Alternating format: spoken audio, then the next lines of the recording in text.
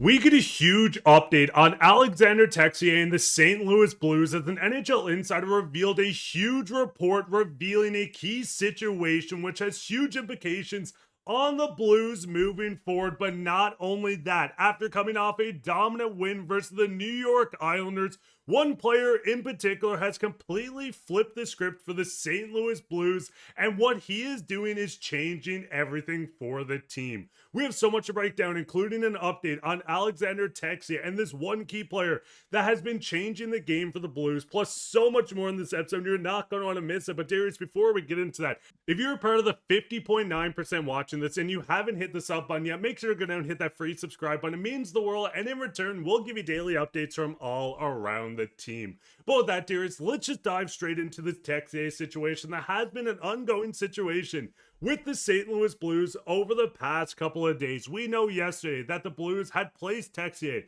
on unconditional waivers for a contract termination, and from Chris Johnson coming just now that it's an official unrestricted free agent after clearing unconditional waivers. His contract has been terminated. Now listen, we're not going to dive too much into the stats of Texier. We know what he brought to the team. He never really got to flourish with the team. But the biggest thing is getting off this $2.1 million contract without having to give up draft capital, which is a big deal for the Blues. What is your thoughts on the termination and what this extra cap space means?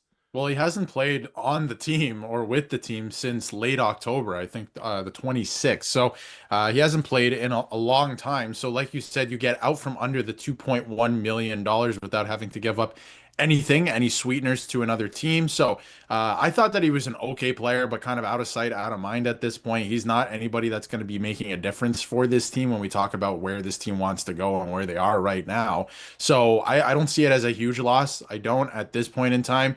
Again, you would have, I think, liked to see him get maybe some more ice time or something like that, like put in a few more games. But the situation is that it didn't happen. They have a lot of bodies in the lineup now, whereas last year maybe they didn't have as many guys that have NHL experience like that. So, like a Bukestad, for example, who's brought in like a Suter who's playing up the middle. So he was kind of the odd man out. They get out from that cap hit, and now they free that up and they can go out and make a really big move if they want to at this year's trade deadline, depending on what happens. Or alternatively, if they free up some more salary cap space by trading a guy like Braden Shen, like we've been talking about, then it frees up a ton of salary cap space moving forward as well. So the situation has finally come to a close. He has terminated his contract, and it looks like he's on his way, by all accounts, Elliot Friedman, a couple others reporting as well, to the Montreal Canadiens. So that's that. He's no longer a St. Louis Blue, and now they have an extra roster spot as well. And I think the biggest thing is, listen, you get the extra roster spot, you get more cap space, 2.1. You can see the Blues having just under 6 million in cap space at the current moment. The biggest thing with this is if you're going out, if this is a team that's going to be a seller come trade deadline, this gives them an extra roster spot to take on another contract. You have extra cap space. If a team's like, hey, we want Shin, we want X and O going back the other way, you can take two players and a bad contract to add even more draft capital to a team that could add a bit. Listen, you have your first round pick in the next 3 years. You're missing 2 seconds. You can go out and take in a bad contract, get that extra second, an extra third, a couple lower picks. This gives the Blues a lot of room to also buy if they want to get into that. Darius, we're seeing a team that came off a big win versus the Islanders last night. Listen, they've been struggling mightily to start the year, still a bottom 10 team in the NHL, but I kind of want to segue this into, listen, if the Blues are going to consistently keep getting better, we know the big game, they got outshot, Binnington stood on his head, but looking at the team get a big statement win versus a team that's a little surprising with the New York Islanders being a wild card team, do you think this could be the situation? Listen, we're going to go into one key component of this game and one player that completely changed things, but could you see this being a momentum shift? And what is your thoughts about this game working out and maybe Logan Mailloux comes in next game?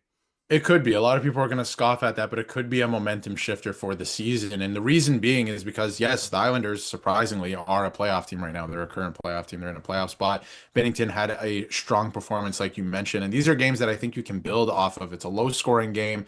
It's a better game. You only let in one goal. You can kind of build confidence off of this. And not only that, one guy that we have been mentioning as of late, and we probably should have been talking about all season, Pavel Buchnevich, the first year of his 6-year deal, $8 million. He has a really good game in this game. He played a really, I don't want to say complete game. He had a little bit of negative impact as well, but He played a really good game and he gets his first even strength point in 500 years at this point. So he gets on the board as well with the Braden Shen goal. And obviously he's playing with Dvorsky. So there seems to be something there. Dvorsky has the legs. He's a young guy who's hungry, maybe pairing them together. There is something there. So I have to give credit to Jim Montgomery, who, by the way, I think is a great coach and I don't think is going anywhere. I think we've talked about that a little bit on the channel. I don't think this is on Montgomery, right? You can't flip coaches every year at this point. So I think that he's trying his best with what he has and what the guys are giving him. So it is interesting though. If things don't turn around at this point, I think you have to start looking at a guy like Shen and maybe moving off of him. I am a little hesitant to do stuff like that. I would maybe look at somebody else, some of the other older guys on the team, just because Shen is the captain.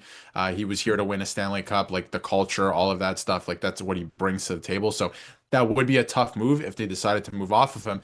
But I feel like a win like this, where you let in only one goal, you get a point from a guy who's really, really been struggling, is something that I think you can build off of a little bit with that goaltending performance as well. So we'll see where they take it. And not only that, I did want to mention Broberg too. I want to give him his flowers because I believe he played 27 minutes last night as well. He was insane. So he's putting in a lot of work as well. I think he's been actually pretty good all season. Like he's one guy that we haven't really mentioned because he's just been like fine. The rest of the team has been horrible. We're focusing on that stuff. He's just been fine doing his thing, right? So again, really, really good performance and really holding the defense score up last night. But some of the other guys too. Mayu didn't get into the lineup, right? We were talking about him yesterday. Matthew Kessel does get into the lineup. Everyone looked pretty good last night. So I think that's something you can build off of. And I think the big thing is, listen, looking at Logan Mailloux, you're going to call him up to get him into a game. So it's going to be interesting if Jim Montgomery wants to look at Logan Mailloux and say, hey, we just came off a big win. Do we shake up the lineup to get the kid back in, or do we continue rolling? But I think the biggest output from this lineup, and something that a lot of people might overlook, is how big Dvorsky has been for this team at the very young age. Listen, coming through, he has 12 games, putting up to 14 games in the NHL in his entire career. 4 points over the 12 games. Might not look like the flashiest numbers, but what we're getting from Dvorsky is a big thing that a lot of people continuously look at, and how he's developing as a full-time player within the lineup. I mean, listen, a low sample size, but you can see number 4 ranked on this for expected goals for is the line we've seen with Buch, Dvorsky, and Shen.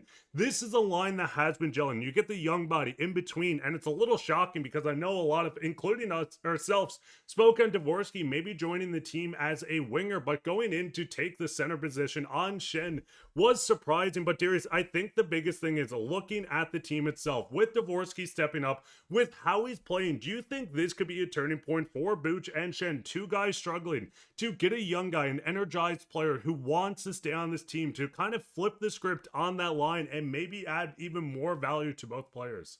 Well, when I look at something like that, and I look at even Austin Matthews in the league as well, I find it hard to believe because if you look at earlier this season with the Leafs specifically, they put Nylander on his line to get him going. I don't know why you need to put somebody on someone else's line if they're making $13 million to get the $13 million player going. That's just the Leafs, but that's how I'm viewing this as well. Why do you need the kid from Springfield, who was a great player, by the way, and I love what he's doing so far this year, and I don't know if he should go down at any point ever again because he does look like an NHLer, and he looks super dangerous on the power play as well. Like, what a weapon. So I don't know if you need this guy in the middle to get these guys going. These guys are pros. They should be able to get going, but you can't deny that he has been playing really well. And if you can bring up those line combinations as well in terms of expected goals again, look right below 4 that you were saying with 5, right? You got Kyrou, Dvorsky, and Joseph. And I know Kyrou does drive play and all those things as well. And there are games this year where the Blues have lost, but Kyrou has looked good. There's a common theme there where it's Dvorsky, right? So again, less minutes played, that's for sure, but he is, driving play.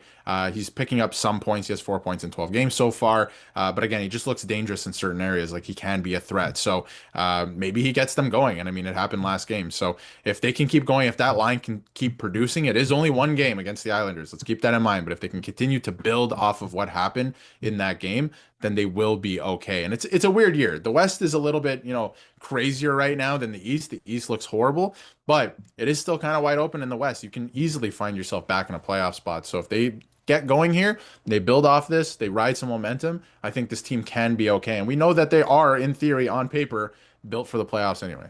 And I mean, fans, what is your thoughts on this? Is this a lineup you'd like to see Jim Montgomery finally stick with? Is this something you want in the blender? Is Logan Mailloux joining the lineup? And what's your thoughts on Texier? Let us know all your thoughts down in the comments. And speaking on comments, let's go straight into comment today from David. He says, bring up Otto Stenberg. And listen, Stenberg is a fan favorite, one of my favorite players within the Blues system. This is a guy that showed out in the preseason, so maybe we see him join with the next injury on the team. And listen, we wish no injuries on any players, but I do think Stenberg is the next man up. What is your guys' thoughts? Who is the most ready prospect in the system? Let us know all your thoughts down in the comments. We love reading through it, and plus, you could be on comments of the day. While you're down there, leave a like, subscribe, share this with your friends. We'll be back in another episode, so keep your eye out for that. But I've been your host, Mark, with my co-host, Darius, and